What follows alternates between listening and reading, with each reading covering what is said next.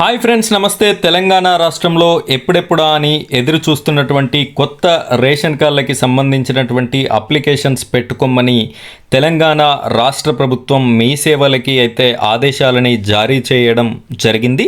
అయితే ఈ మీ సేవలో మనం ఒక అప్లికేషన్ ఫారం అనేది నింపి ఇవ్వాల్సి ఉంటుంది. ఈ అప్లికేషన్ ఫారం ఎన్ని పేజీలతో కూడి ఉంది, ఈ అప్లికేషన్ని ఏ విధంగా నింపాలి అనే పూర్తి వివరాలని నేను మీకైతే ఈ వీడియోలో అందించడం జరుగుతుంది. వీడియోని ఎక్కడా కూడా స్కిప్ చేయకుండా చివరి వరకు చూడండి. అలాగే ఈ వీడియోని చూస్తున్న ప్రతి ఒక్కరూ వీడియోకి లైక్ చేయండి. మొదటిసారిగా మన ఛానల్ని చూస్తున్న వారు మన ఛానల్ని సబ్స్క్రైబ్ చేసుకోండి. పక్కనున్నటువంటి బెల్ ఐకాన్ పైన ట్యాప్ చేసి ఆల్ అని సెలెక్ట్ చేసుకోండి. ఇలా చేయడం వల్ల మన ఛానల్లో పెట్టే ప్రతి వీడియో కూడా మీ వరకు రావడం జరుగుతుంది. ఇప్పుడైతే మనం వీడియో టాపిక్లోకి వెళ్ళిపోదాం. ఫ్రెండ్స్, మీరు ఇక్కడ చూడొచ్చు, చాలామంది ఫేక్ వీడియోస్ చూసి నిజమైన వీడియోకి కూడా ఫేక్ అని చెప్పేసి కామెంట్స్ అయితే పెడుతున్నారు. అందుకోసమే నేను వార్తాపత్రికలో వచ్చినటువంటి అఫీషియల్ న్యూస్ పేజ్ని అయితే నేను మీకు చూపించడానికి తీసుకువచ్చాను. మీ సేవ వెబ్సైట్లో రేషన్ కార్డు దరఖాస్తుల స్వీకరణ గందరగోళానికి తెరదించిన పౌర సరఫరాల శాఖ. రేషన్ కార్డుల దరఖాస్తుల స్వీకరణ అంశంలో నెలకొన్న అయోమయానికి పౌర సరఫరాల శాఖ తెరదించింది. కొత్త దరఖాస్తులు స్వీకరించాలని నిర్ణయించింది. మీ సేవ అధికారులతో సోమవారం ఇక్కడి సివిల్ సప్లైస్ భవన్లో సమావేశమై చర్చించిన మీదట ఈ మేరకు నిర్ణయం తీసుకుంది. దీంతో మీ దరఖాస్తుల స్వీకరణ ఆప్షన్ను అధికారులు పునరుద్ధరించారు. ఫలితంగా మీ సేవ వెబ్సైట్లో కొత్త రేషన్ కార్డులకి దరఖాస్తుల స్వీకరణ ప్రక్రియ సోమవారం సాయంత్రం మొదలైంది. ఈరోజు మంగళవారం, నిన్నటి రోజున సాయంత్రం నుండి అయితే ఈ యొక్క అప్లికేషన్ ప్రాసెస్ అనేది ఓపెన్ అవ్వడం జరిగింది. 3 రోజులు తర్జన భర్జన. రేషన్ దరఖాస్తులపై పౌర సరఫరాల శాఖ అనుసరించిన తీరుతో 3 రోజుల పాటు గందరగోళం నెలకొంది. కొత్త రేషన్ కార్డుల కోసం దరఖాస్తులు స్వీకరించేందుకు మీ సేవ వెబ్సైట్లో ఐచ్ఛికాన్ని అందుబాటులో ఉంచాలని పౌర సరఫరాల శాఖ ఫిబ్రవరి 7వ తేదీన మీ సేవ అధికారులకి లేఖ రాసింది. దీంతో అదే రోజు రాత్రి నుంచి వెబ్సైట్లో సదరు ఐచ్ఛికం కనిపించింది.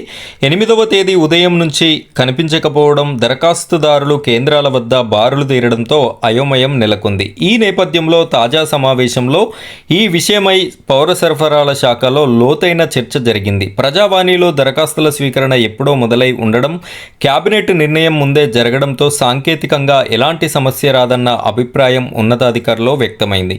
ఈ నేపథ్యంలో కొత్త రేషన్ కార్డులకి దరఖాస్తులు స్వీకరించాలని మీ సేవ అధికారుల్ని పౌర సరఫరాల శాఖ ఉన్నతాధికారులు ఆదేశించారు. దీంతో సోమవారం సాయంత్రం నుంచి దరఖాస్తుల స్వీకరణను మీ సేవా నిర్వాహకులు ప్రారంభించారు. ఇది అసలు విషయం. మీ సేవా దరఖాస్తులు అయితే స్టార్ట్ అయినాయి సోమవారం సాయంత్రం నుండి. దర్జాగా మీరైతే అప్లై చేసుకునేటటువంటి వారు మీ సేవకు వెళ్ళి అప్లై చేసుకోవాలి. మీ సేవకు వెళ్ళే ముందు కొన్ని డాక్యుమెంట్స్, అదేవిధంగా అప్లికేషన్ ఫారంని అయితే మీరు నింపి తీసుకుపోవాల్సి ఉంటుంది. అది ఏ విధంగా ఉంటుంది, ఎలా నింపాలి అనే పూర్తి వివరాలని నేను ఇక్కడ ఇదే వీడియోలో అందిస్తాను. వీడియోని స్కిప్ చేయకుండా చివరి వరకు చూడండి. ఇక్కడ చూడొచ్చు మీరు, ఆహార భద్రతా కార్డు మంజూరుకై ధృవీకరణ పత్రము అని ఉంది. ఇక్కడ రేషన్ కార్డు నెంబరు అడుగుతున్నారు. మీ దగ్గర పాత రేషన్ కార్డు ఉంటే వేయండి, లేదంటే లేదు. ఇది కొత్త రేషన్ కార్డు నమోదు కోసము మరియు ఎవరైనా పిల్లల యొక్క పేర్లని యాడ్ చేయడానికి కూడా ఇదే అప్లికేషన్ ఫారం అనేది పనిచేయడం జరుగుతుంది.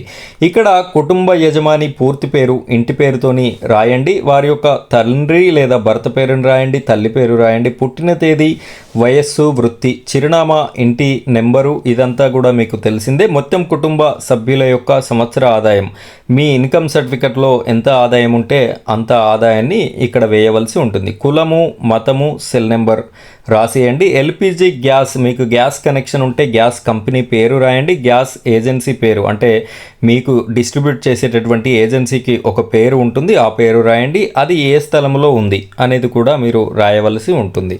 ఇక ఇలా కిందికి స్క్రోల్ చేసినట్టయితే బ్యాంక్ అకౌంట్ ఉన్నచో బ్యాంక్ అకౌంట్ నెంబర్ని కూడా అడగడం అయితే జరుగుతుంది. ఇక్కడ ఇక్కడ బ్యాంక్ అకౌంట్ పేరు, బ్యాంక్ శాఖ, వాహనం ఉంటే 4 చక్రాల వాహనం ఉంటే ఉన్నది అని, 2 చక్రాల వాహనం ఉంటే ఉన్నది అని రాసేయండి.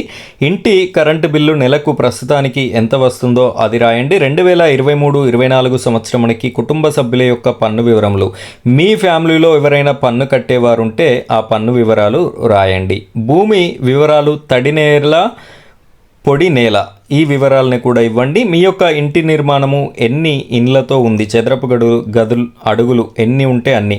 కుటుంబ సభ్యులలో ఎవరైనా ప్రభుత్వ ఉద్యోగము చేయుచున్నారా, ఒకవేళ అవును అయితే వివరములు, చేస్తే ఒకవేళ ఏ జాబ్ చేస్తున్నారు దానికి సంబంధించిన వివరాలు ఇవ్వండి. ఇక్కడ మీరు ఎవరి పేర్లనైతే ఎక్కియాలి అనుకుంటున్నారో, చేర్చాలి అనుకుంటున్నారో వారి యొక్క సభ్యుల క్రమసంఖ్య వేయండి. కుటుంబ సభ్యుని పేరు రాయండి. యజమానితో సంబంధము, పుట్టిన తేదీ, వయస్సు, వృత్తి, సంవత్సర ఆదాయము, ఇక్కడ ఆధార్ కార్డ్ నెంబర్, ఇది రాయవలసి ఉంటుంది. ఈ విధంగా ఈ యొక్క పేజీని సక్సెస్ఫుల్గా మొత్తంగా నింపండి. నింపిన తర్వాత మరొక పేజీ ఉంది, దాన్ని కూడా నేను మీకు చూపిస్తాను.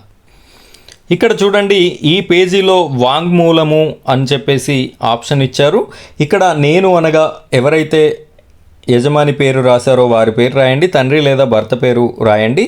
పైన తెలియజేసిన సమాచారము నిజమని మరియు సరైనదని నాకు తెలిసినంత వరకు నమ్ముచున్నాను. ఒకవేళ పైన తెలిసిన నా యొక్క వాంగ్మూలము భవిష్యత్తులో తప్పని నిర్ధారణ అయినచో నాకు జారీ చేయబడిన ఆహార భద్రత కార్డు రద్దు చేయుటకు మరియు నాపై నిత్యవసర వస్తువుల చట్టము ఏ మరియు ఐపీసీ ప్రకారము చర్య తీసుకొనుటకు బద్ధుడై ఉన్నానని అంగీకరిస్తున్నాను. ఈ విధంగా అయితే వీళ్ళు మెన్షన్ చేయడం జరిగింది. అదేవిధంగా ఇక్కడ మీరు 3 సాక్షుల సంతకాలని పెట్టించవలసి ఉంటుంది. సాక్షి 1 పేరు రాయాలి, సంతకము ఇక్కడ పెట్టించాలి. వారికి ఉండేటటువంటి రేషన్ కార్డు కూడా నెంబర్ అనేది రాయవలసి ఉంటుంది. ఇక్కడ డేట్ వేయండి. కుటుంబ యజమాని ఎవరైతే ఉన్నారో వారి యొక్క సంతకాన్ని కూడా ఇక్కడ పెట్టండి. నెక్స్ట్ వచ్చేసి ఇలా కిందికి స్క్రోల్ చేసినట్టయితే విచారణాధికారి యొక్క నివేదిక, ఇది మీకు అవసరం లేదు, ఆఫీసర్స్ చూసుకుంటారు. దీన్ని వదిలేసి కిందికి ఇలా రండి. ఇలా వచ్చినట్టయితే మీరు ఇక్కడ జతపరచవలసిన డాక్యుమెంట్స్ అని చెప్పేసి ఉంది కదా. ఈ యొక్క డాక్యుమెంట్స్ మీరు ఏమేం పెట్టాలి అంటే, పాత రేషన్ కార్డు ఉన్నట్టయితే ఉన్నవాళ్ళు దాని యొక్క జిరాక్స్ని పెట్టండి. అదేవిధంగా ఇప్పుడు మీరు ఫ్యామిలీలో ఎంతమంది పేర్లు అయితే మెన్షన్ చేశారో అంతమందికి సంబంధించినటువంటి ఆధార్ కార్డు జిరాక్స్ అనేది తప్పనిసరిగా పెట్టాలి. ఈ ఆధార్ కార్డు జిరాక్స్ కనుక పెట్టకపోతే మీ యొక్క పేరు అనేది అందులో యాడ్ అవ్వడం కష్టం. కాబట్టి ప్రతి ఒక్కరు కూడా ఆధార్ కార్డ్స్ అనేది జిరాక్స్లు పెట్టవలసి ఉంటుంది. సో ఈ విధంగా ఈ యొక్క రేషన్ కార్డు యొక్క ఫామ్ని నీట్గా ఎక్కడ తప్పులు లేకుండా నింపి మీరు మీ సేవలో ఆన్లైన్ రిజిస్ట్రేషన్ అనేది చేయవలసి ఉంటుంది. చేసిన తర్వాత మీకు ఒక స్లిప్ కూడా వాళ్ళు ఇవ్వడం జరుగుతుంది. ఆ స్లిప్ ద్వారా మీ యొక్క స్టేటస్ని ఫ్యూచర్లో తెలుసుకునేటటువంటి అవకాశం ఉంటుంది. ఆ స్లిప్ని జాగ్రత్తగా దాచిపెట్టుకోండి. ఈ విధంగా నింపేసి మీరు అప్లికేషన్ చేసుకోండి. త్వరలో ఈ యొక్క సెలెక్టెడ్ లిస్ట్ అనేది రావడం జరుగుతుంది. అర్హులు ఎవరుంటే వారికి కొత్త రేషన్ కార్డ్స్ అనేది రావడం అయితే జరుగుతుంది. ఫ్రెండ్స్, ఇది ఇవాల్టి మన ఈ వీడియో. ఇలాంటి లేటెస్ట్ అప్డేట్స్ అన్నీ మీకు రావాలి అనుకుంటే ఖచ్చితంగా మన ఛానల్ని సబ్స్క్రైబ్ చేసుకొని పక్కన ఉన్నటువంటి బెల్ ఐకాన్ పైన ట్యాప్ చేసి ఆల్ అని సెలెక్ట్ చేసుకోండి. అదేవిధంగా డిస్క్రిప్షన్లో గ్రూప్ ఉంది. ఆ గ్రూప్లో జాయిన్ అయినట్టయితే దీనికి సంబంధించిన అప్లికేషన్ ఫామ్ అనేది మీకు అక్కడ దొరకడం అయితే జరుగుతుంది. Thank you friends, thank you very much.